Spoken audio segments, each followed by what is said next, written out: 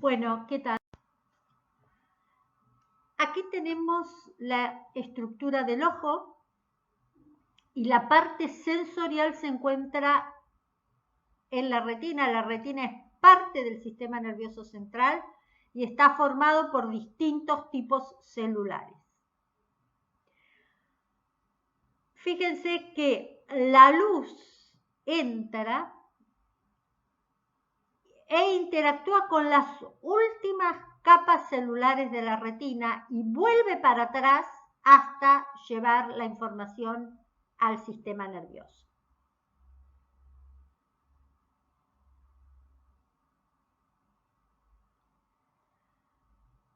La retina está tapizando la parte posterior del ojo. Está formado por distintos tipos neuronales, células conos o bastones, células bipolares y células ganglionares. Los axones de las células ganglionares constituyen el nervio óptico y un tipo celular muy importante que es el sostén de la retina y el reciclado de muchos de los componentes de las células fotorreceptoras es el epitelio pigmentario. Como les decía, fíjense cómo es el trayecto de la luz. Pega en los fotorreceptores. Esto vamos a ver cómo se transmite a las células bipolares y de ahí a las ganglionares, cuyos axones constituyen el nervio óptico.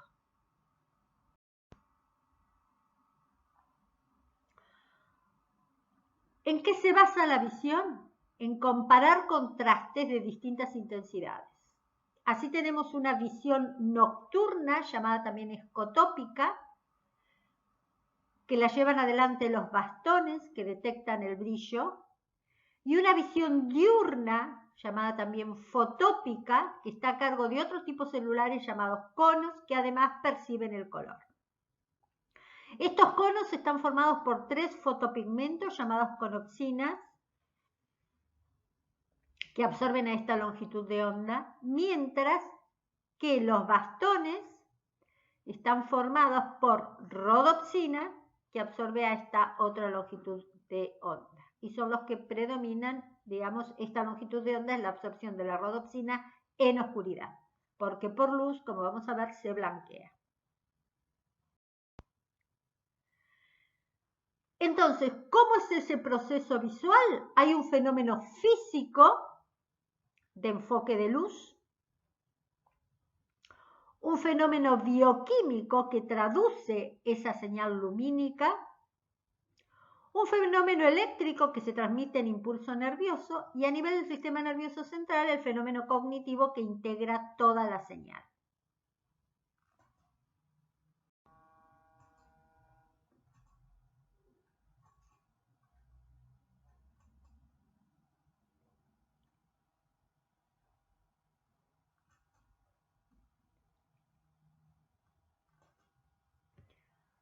Ahora, ¿cómo se comunica esa señal? Entonces dijimos que la luz entra, pega en estas células visuales y fíjense cómo va siendo el trayecto. Hay una sinapsis con células bipolares y de las células bipolares con las ganglionares, cuyos axones constituyen el nervio óptico. Aquí tenemos un corte histológico de la retina donde podemos ver las distintas partes teñidas con métodos inmunocitoquímicos. Esto es el epitelio pigmentario, este sería el segmento externo, el segmento interno, una capa nuclear externa, una capa plexiforme externa, una nuclear interna, una plexiforme interna, las ganglionares, y las capas de fibras nerviosas. Fíjense que los segmentos externos se tiñen de color rojo. Ahora, ¿cómo llega la señal al cerebro? Miren esto que es bastante ilustrativo.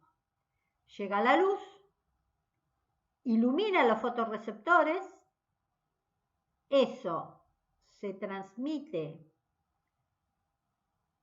a los otros tipos celulares y en las bipolares, en las ganglionares, perdón, envían la señal al cerebro.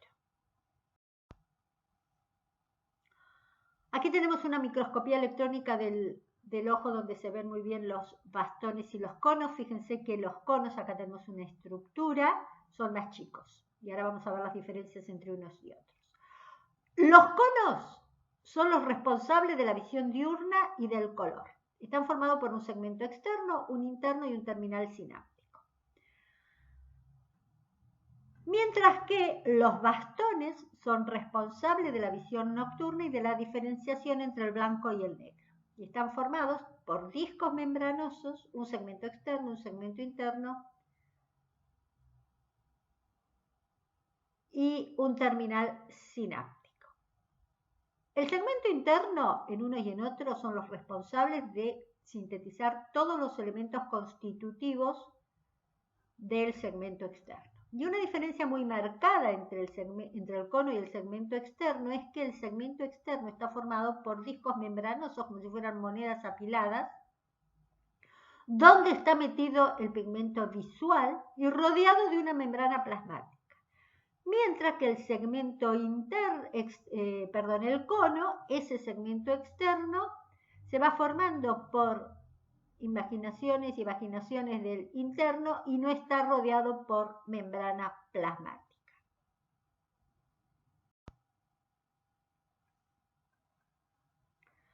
Aquí tenemos otra estructura, bueno, una microscopía y otra estructura. Vemos el segmento interno y el cono y el bastón. Y una cosa que quiero hacerles ver bien es la íntima relación que hay tanto de conos como de bastones, tanto de segmentos de la parte de segmentos externos, tanto de conos como de bastones, están en estrecha relación con el epitelio pigmentario. El epitelio pigmentario es el responsable de la fagocitosis de estos discos que forman parte de conos y de bastones y de devolver el material, digamos, después de esa fagocitosis para que se recicle. Esto es cómo se ve el segmento externo del fotorreceptor, de la célula fotorreceptora. Fíjense que son discos apilados, como si fueran monedas, donde estos puntitos que vemos acá es esto, es la rodopsina, que es el pigmento visual, que es una proteína transmembrana, de 7 segmentos transmembrana,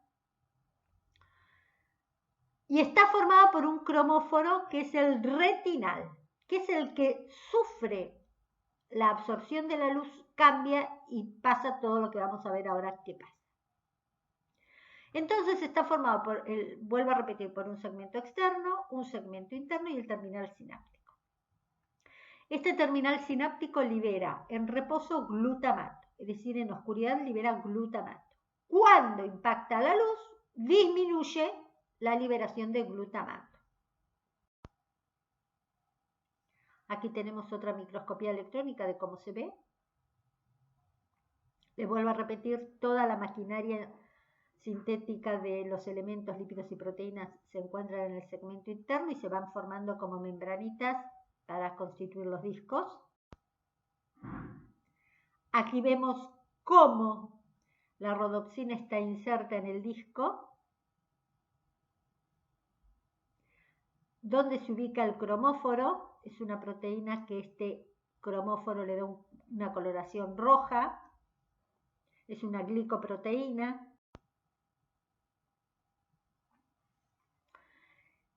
Y aquí vemos cómo el 11-cis-retinal se une a la proteína, a la opsina, por una lisina. Cuando incide la luz, este 11-cis-retinal pasa a todo trans, liberando la parte proteica. Este retinal, bueno, es derivado, ¿se acuerdan que lo vimos cuando hablamos de vitaminas liposolubles? es derivado de la vitamina A. Un bastón presenta 4 por 10 a la menos 7 moléculas de rodopsina. Y aquí vemos cómo es la estructura. Como les dije, tiene 7 segmentos transmembrana, un sitio de oligosacáridos, por eso es una glicoproteína. Y del lado citosólico tiene sitios de unión a proteínas citoplasmáticas, básicamente la transducina, y sitios de fosforilación que sirven para la inactivación. Y en el segmento 7, esto pasa entre los segmentos 5 y 6, la interacción con proteínas, con transducina básicamente, o con proteínas citosólicas, y serían los sitios de fosforilación, importantes para entre los segmentos 2 y 3, importantes para la inactivación. Y en el segmento 7 es donde se une el cromóforo. Entonces, muy simplificadamente, ¿cómo sería el proceso? La luz genera un cambio conformacional en la rodopsina o en las conopsinas, que son los pigmentos de conos. Se activa una proteína G llamada transducina. Esto es una proteína heterotrimérica que al intercambiar GDP por GTP, la subunidad alfa del GTP activa la fosfodiesterasa, disminuyendo o hidrolizándose el GMP cíclico. Esto genera, este GMP cíclico mantiene abiertos, después los vamos a ver más en detalle, los canales de sodio de la membrana plasmática del segmento externo. Al estar disminuidos, esos canales se cierran y se produce una hiperpolarización, que lleva a la disminución de glutamato en el terminal sináptico del fotorreceptor. Aquí vemos cómo se reconstituye la rodopsina. Entonces, la proteína a través de la serina forma una base de Schiff con el cromóforo. Por efecto de la luz, se transforma el cis-retinal a todo trans y se libera la proteína, la parte proteica, la opsina. Este transretinal se reduce, pasando a todo transretinol, por una isomerización se produce, en este nivel se produce el 11-cis-retinol, que por una deshidrogenasa pasa a 11-cis-retinal y ya está en condiciones de unirse nuevamente a la opsina para generar la rodopsina. Ahora, ¿cómo sería el proceso visual entonces? La luz incide sobre, esta sería la rodopsina. De esta manera, este sería el disco y esta es la rodopsina. Incide la luz. Fíjense que una proteína activada, una sola molécula de opsina o de rodopsina, activa 500 moléculas de GT-alfa. Una vez que está activada, hay un intercambio de GDP por GTP. Esa subunidad alfa de la transducina con GTP unido activa una fosfodiesterasa. La fosfodiesterasa está formada por una subunidad alfa y beta, que son las catalíticas, y dos gamma, que son las regulatorias. De esta manera está inactiva la enzima. Cuando el GTP, la subunidad alfa de la transducina con GTP unido, se une a la fosfodiesterasa, saca estos frenos de las subunidades gamma, liberando las catalíticas y haciendo que el GMP cíclico pase a GMP. Esta disminución en los niveles de GMP cíclico hace que estos canales que estaban abiertos, que serían como compuertas abiertas por GMP cíclico, se cierren. En la oscuridad estos canales permiten la entrada de sodio y calcio y al cerrarse se produce la hiperpolarización.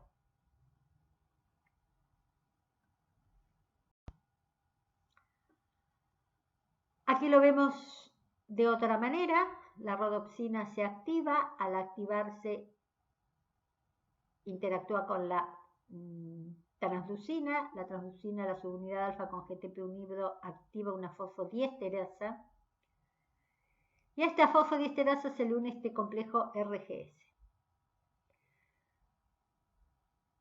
Este complejo tiene una de las proteínas que es activadora de la actividad GTPásica de la subunidad alfa, por lo tanto, intercambiando, o sea, produciéndose la hidrólisis de GTP y transformándose en GDP. Esto hace que se restituyan las subunidades catalíticas con las regulatorias y se vuelva a inactivar la fosfodiesterasa. Aquí vemos que el GMP cíclico se forma a partir de GTP por acción de una guanilato ciclasa y ese GMP cíclico por acción de una fosfodiesterasa pasa a GMP. Esto es lo que está pasando en la membrana plasmática cuando en el disco pasa todo esto. En condiciones de oscuridad, esto al haber niveles altos de GMP cíclico está abierto y permite la entrada de sodio y calcio. Y por un sistema intercambiador entra sodio y se pierde calcio. Esto estaría pasando en oscuridad, es decir, cuando hay niveles altos de GMP cíclico. Ahora, ¿qué pasa? La rodopsina está continuamente... Pensemos a la rodopsina como un receptor, es que es un receptor. En lugar de tener cualquier ligando, su ligando es la luz. Esta sería la rodopsina en oscuridad. En presencia de luz se activa la transducina.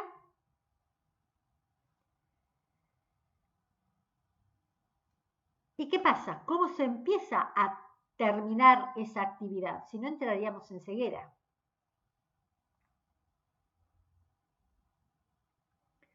Se empieza a fosforilar, reduciendo la afinidad por la subunidad alfa de la transducina. O por la transducina, mejor dicho. Si tenemos luz alta, esa fosforilación aumenta, esa fosforilación la lleva adelante la rodopsina quinasa y la fosforila en residuos de serina y reduce mucho más la activación de esta manera de la transducina. Y cuando hay mucha luz o el estímulo lumínico es muy intenso o muy prolongado, a esas serinas fosforiladas sobre la opsina se le une esta proteína a la restina y esto bloquea totalmente la interacción con la transducina. Sin embargo, no es el único mecanismo de la adaptación visual. Aquí vemos cómo el segmento externo y el segmento interno, ¿verdad? Fíjense que tenemos la rodopsina. Estas son proteínas marcadoras de las distintas regiones. La rodopsina, que es marcadora del segmento interno, que es una proteína transmembrana, por lo tanto no se mueve por luz. El citocromo, que es marcador del segmento interno.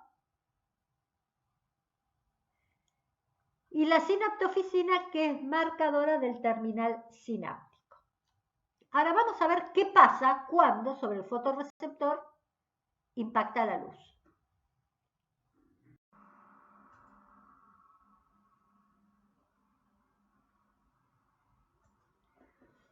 Bueno, y acá podemos ver qué pasa con estas proteínas marcadoras, como la rodopsina,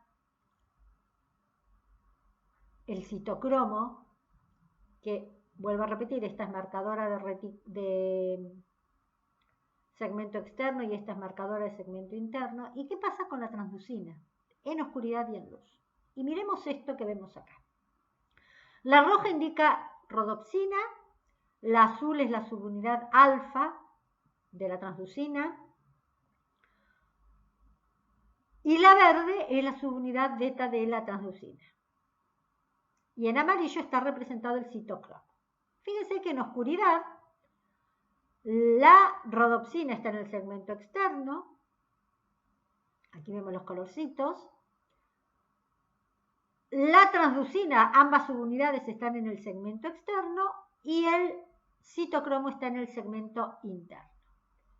Cuando se aplica la luz, miremos ahora nada más que la rodopsina y el citocromo, si vemos acá las fracciones de proteicas, digamos, no hay variaciones. La rodopsina, como es una proteína transmembrana, no se mueve por luz, queda en el segmento externo, y el citocromo también queda en el segmento interno. Sin embargo, fíjense qué pasó con la transducina.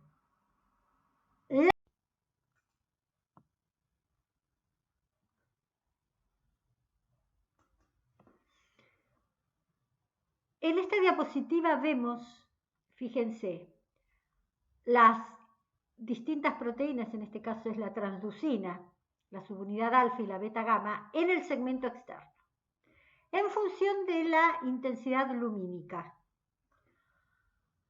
Fíjense que a baja intensidad lumínica, es decir, prácticamente en oscuridad, la transducina, ambas subunidades están en el segmento externo. A medida que aumenta la luz o la intensidad lumínica, desaparecen ambas del segmento externo, la beta y la alfa, la beta gamma y la alfa. Ahora, ¿qué pasa si estamos en luz, que sería lo que vemos acá, pero restituimos las condiciones de oscuridad, volvemos a oscuridad? Prácticamente a las 5 horas el 80% de ambas subunidades de la transducina se encuentran, y aquí lo vemos con colorcitos. Tenemos la transducina, tenemos la restina y tenemos la recoverina. La transducina en oscuridad predomina en el segmento externo, mientras que la restina predomina en el interno y la recoverina en mayor proporción en el interno, con algo en el externo. Cuando aumenta la luz, la transducina desaparece prácticamente del segmento externo, fíjense que pasa al interno. La restina hace el camino inverso, del interno va al externo, y la recoverina desaparece del segmento externo. Y ahora vamos a ver bien qué es lo que pasa, qué es lo que hace la recoverina. Entonces, ¿qué pasa en oscuridad?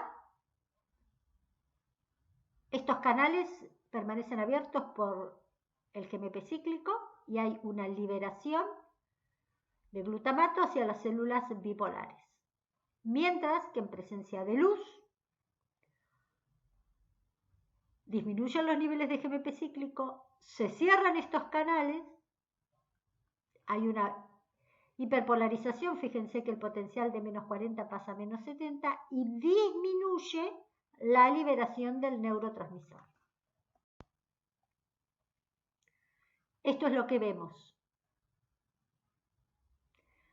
En oscuridad, altos niveles de GMP cíclico que mantienen abiertos estos canales, permitiendo la entrada de calcio y sodio.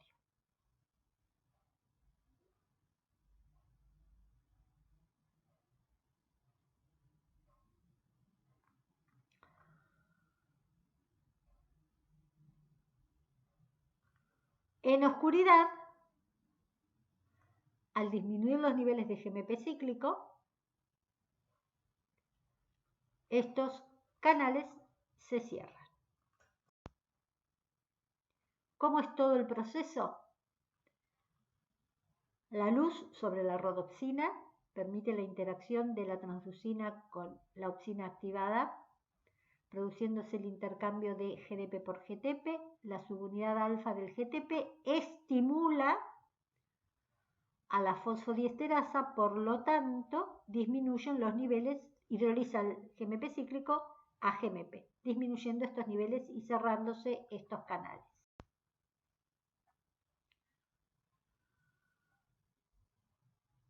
Aquí vemos cómo se sintetiza el GMP cíclico por acción de una ciclasa, y ese GMP cíclico por la fosfodiesterasa se hidroliza. Esto pasa en luz.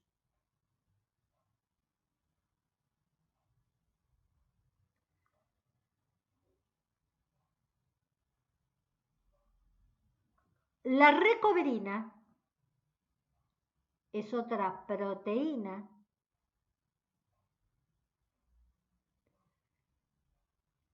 que se encuentra en forma soluble cuando hay calcio y permite la unión de calcio.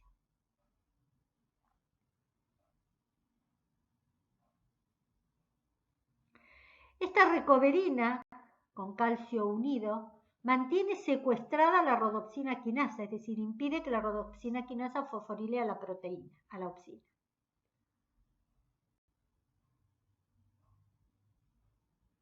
Cuando hay estímulo lumínico, que en consecuencia entra menos calcio, esta recoverina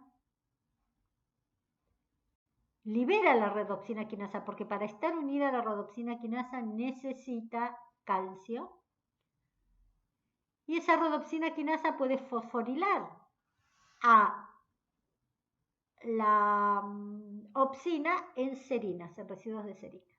Cuando está fosforilado, se une la arrestina. De esta manera impide todo tipo de interacción con la transducina.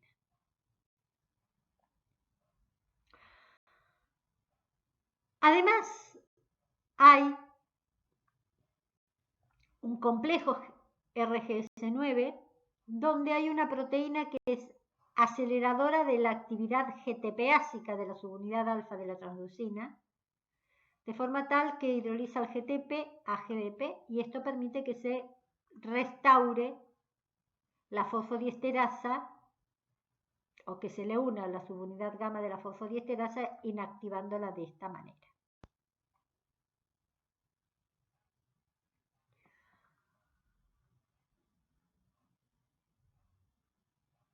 Aquí vemos entonces cómo se activa la transducina, la subunidad alfa de la transducina con GTP unido activa la fosfodiesterasa, saca este bloqueo de las subunidades alfa, liberando las subunidades catalíticas, haciendo que el GMP cíclico pase a GMP, cerrándose con esta disminución estos canales. Esto pasaría en oscuridad. ¿Cómo se restituye esto? ¿Cómo esta proteína fosfodiesterasa vuelve a este estado? Precisamente por la actividad GTP-ácica estimuladora que tiene este complejo, que hace que el GTP se hidrolice a GDP y se vuelva a inactivar la fosfodiesterasa, a restablecer la forma, la unión de alfa-beta con las gamma. Y como les dije, el responsable de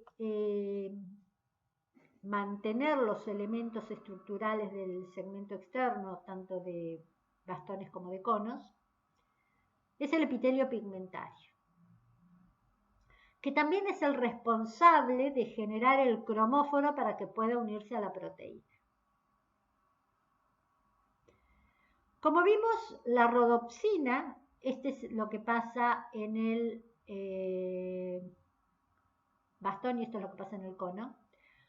Como vemos, la rodopsina, cuando actúa sobre la rodopsina la luz UV, ese cisretinal pasa a todo trans, que se reduce a transretinol. Este transretinol es procesado, en el caso de los bastones, en el epitelio pigmentario, donde por acción de una aciltransferasa se transforma en un éster de ácidos grasos, el all-transretinal éster, que después por acción de una reductasa pasa a cisretinol y por una deshidrogenasa a 11-cisretinal. Este 11-cisretinal, todo este proceso de regeneración del 11-cisretinal ocurre en el epitelio pigmentario. Va al segmento externo y se vuelve a unir a la opsina para generar la rodopsina. En el caso de los conos, fíjense, cuando la opsina del cono actúa sobre la luz ultravioleta sobre la opsina del cono, el cromóforo pasa a 11-transretinal, se reduce a retinol. El retinol, en lugar de pasar a las células del epitelio pigmentario, pasa a células de Müller, se isomeriza a 11-cis-retinol, se produce la unión con un ácido, con el palmítico, para formar el 11-cis-retinal éster, donde se produce una hidrólisis. Y el 11-cis-retinol, en este caso, pasa al cono y acá por una deshidrogenasa pasa a retinal. Fíjense la diferencia. El retinal se forma en el cono, mientras que acá se forma en el epitelio pigmentario. Y aquí sí se une con la opsina para generar la conopsina. Bueno, y aquí lo vemos ejemplificado de otra manera.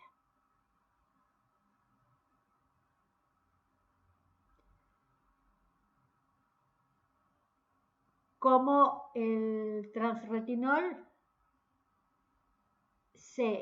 esto es para fotorreceptor directamente, se transforma a 11-cis-retinal y el 11-cis-retinal pasa al segmento externo donde se une a la opsina generando la rodopsina.